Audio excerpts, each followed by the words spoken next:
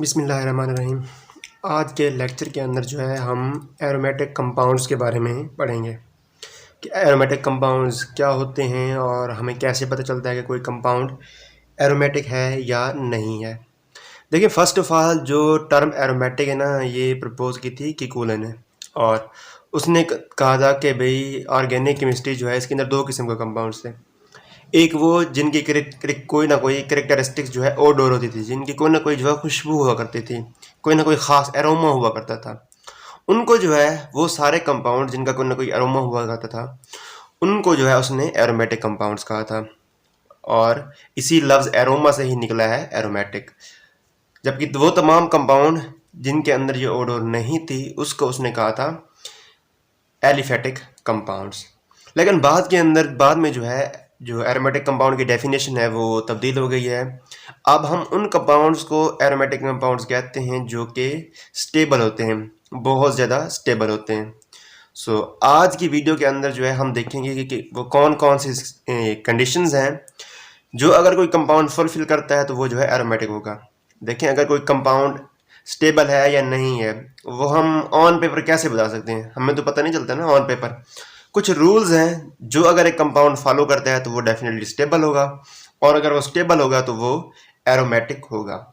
तो सबसे पहला जो रूल है वो है साइक्लिक। सबसे पहला रूल ये है, अगर किसी भी कंपाउंड को एरोमेटिक कंपाउंड होना है तो सबसे पहले आपने चेक करना है कि क्या वो साइक्लिक है या नहीं है।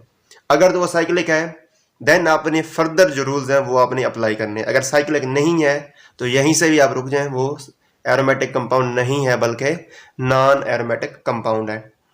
दूसरा जो रूल है वो है कॉन्जुगेशन। कॉन्जुगेशन का मतलब यह है कि भाई there must be present alternate single and double bond. Alternate जो है सिंगल और डबल बॉन्ड जो है प्रेजेंट होने चाहिए। जैसे ये मैंने बेंजीन रिंग बनाई है, इसके अंदर जो है अब अल्टरनेट सिंगल और डबल बॉन्ड है, so that is why this is conjugated, और ये साइक्लिक भी है। तीसरा जो असूल है वो ये है कि भाई कंपाउंड जो है वो प्लेनर होना चाहिए। कंपाउंड जो है वो एक ही प्लेन के अंदर होना चाहिए। कंपाउंड 2D होना चाहिए, 3D नहीं होना चाहिए। अब देखिए यहाँ पर जो है तमाम जो कार्बन एटम्स हैं वो एक ही प्लेन के अंदर है। कोई भी एटम जो है वो प्लेन से बाहर निकला हुआ नहीं है। अगर कोई एटम प्लेन से बाहर निकला हुआ हो, देखिए अगर सारे एटम इस तरह हों और कोई एक एटम प्लेन से बाहर निकला हुआ हो, तब भी जो है वो एरोमेटिक नहीं होगा। अब हमें कैसे पता चले कि भाई कोई कंपाउंड है उसके अंदर कोई वो प्लेनर है या नहीं है। देखिए हमने क्या करना है, उस कंपाउंड के अंदर मौजूद तमाम एटम्स की जो है हाइब्रिडाइजेशन फाउंड करनी है।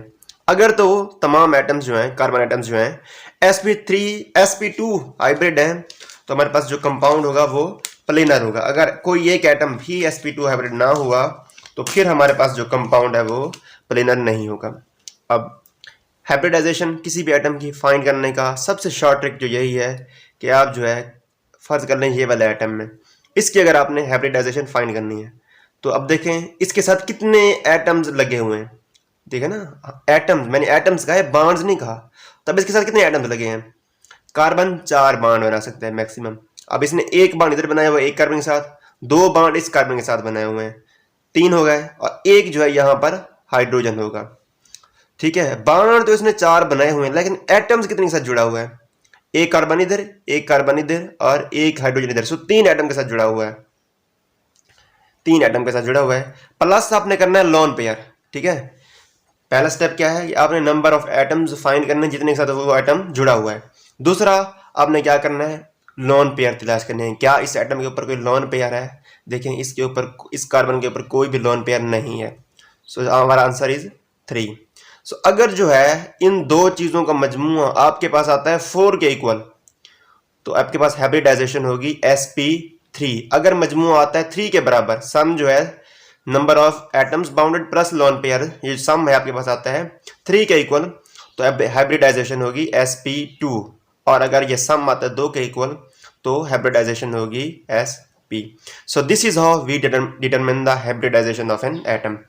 अब अगर एक कंपाउंड को प्लेनर होना है तो उसके अंदर में जो तमाम एटम्स की जो हाइब्रिडाइजेशन है वो sp2 होनी चाहिए। अब यहाँ पर इसके फाइंड करके देख लो, सबकी जो हाइब्रिडाइजेशन है वो sp2 है। इट मीन्स कि ये वाला कंपाउंड जो है प्लेनर है।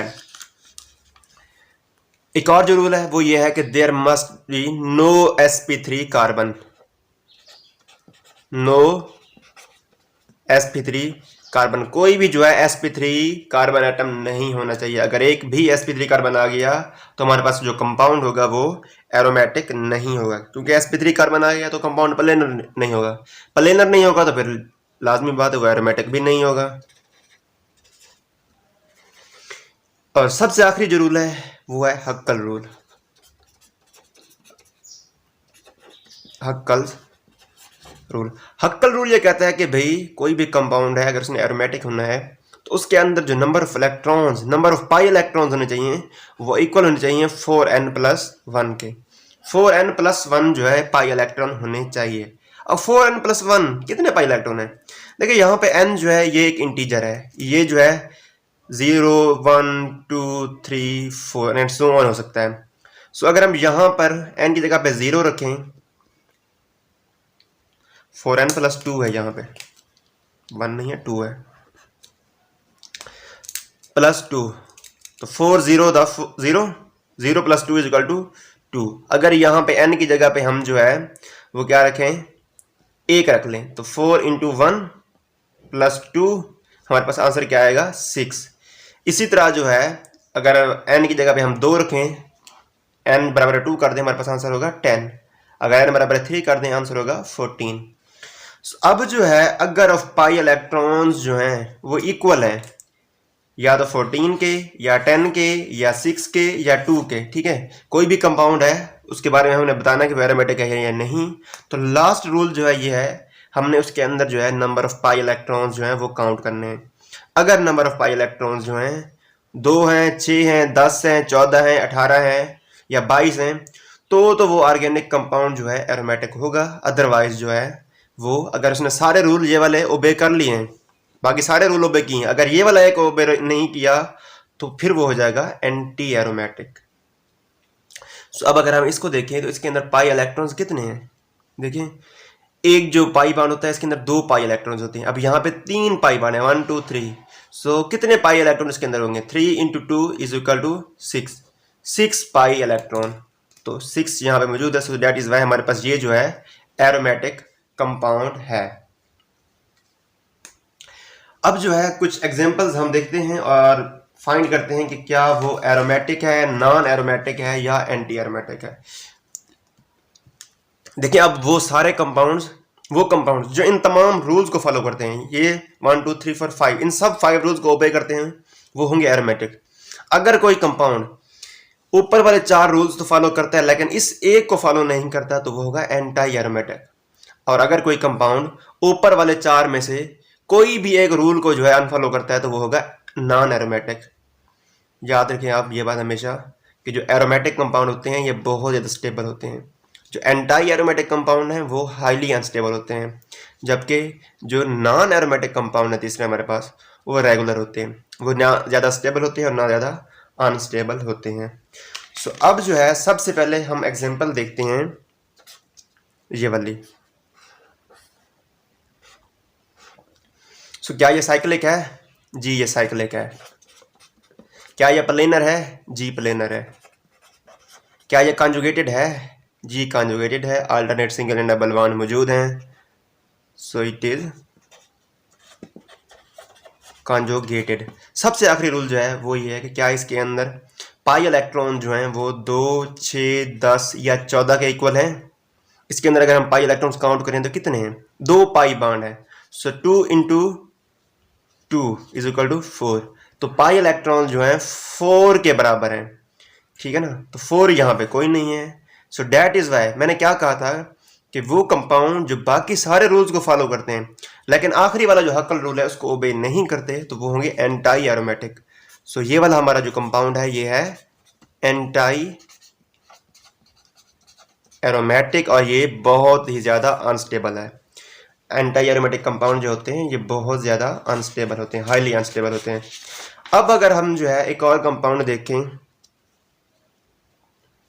अगर हम ये कंपाउंड देखें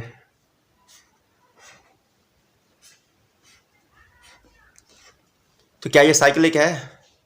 साइक्लिक है ये? जी साइक्लिक तो है, साइक्लिक है, कॉन्जुगेटेड है, कॉन्जुगेटेड नहीं है, ठीक है ना। और प्लेनर, प्लेनर है, प्लेनर भी नहीं है। क्योंकि कोई भी कंपाउंड जो है प्लेनर है या नहीं है, उसके लिए जो है हमने हाइब्रिडाइजेशन जो है वो फाइंड करनी होती है। अब यहाँ पर अगर इस कार्बन की हाइब्रिडाइजेशन देखें तो ये sp3 है। कैसे sp3 है, देखें हाइब्रिडाइजेशन कैसे फाइंड करते हैं। नंबर ऑफ कार्बन एटम्स, कितने बॉन्ड बनाए हुए हैं वो फाइंड करें, कितने एटम के साथ बनाए हुए हैं, एक और एक, दो एटम्स के साथ, और प्लस जो है दो इसके साथ हाइड्रोजन लगे हैं। देखिए ना, कार्बन के 4 जो है बॉन्ड बना सकते हैं मैक्सिमम, 2 बॉन्ड यहाँ पे बनाए हुए हैं, 2 यहाँ पे, तो 2 यहाँ पे हाइड्रोजन भी होंगे। सो टोटल इसने कितने एटम्स के साथ जो है बॉन्ड बनाया हुआ है, 1 2 3 4 एटम के साथ। और कोई एटम जो है अगर 4 उसने जो है 4 मुख्तलिफ एटम के साथ जुड़ा हुआ है तो हाइब्रिडाइजेशन जो होती है वो sp3 होती है। अब जब हाइब्रिडाइजेशन sp3 हो जाए तो वो कंपाउंड जो है वो प्लेनर नहीं होता। सो ये कंपाउंड प्लेनर नहीं है, ठीक है। अब मैंने क्या कहा था कि वो कंपाउंड जो ऊपर वाले रूल्स में से, इन रूल में से कोई एक रूल भी अनफॉलो करते तो वो होगा नॉन एरोमेटिक। अब ये जो है प्लेनर नहीं है, कॉन्जुगेटेड भी नहीं है, प्लेनर भी नहीं है। सो अब ये क्या है हमारे पास, ये नॉन एरोमेटिक है। नॉन एरोमेटिक कंपाउंड जो होते हैं ये फेयरली स्टेबल होते हैं, ना ज्यादा अनस्टेबल होते हैं ना ज्यादा ये स्टेबल होते हैं। इसके बाद जो है अगर हम इस कंपाउंड को देखें,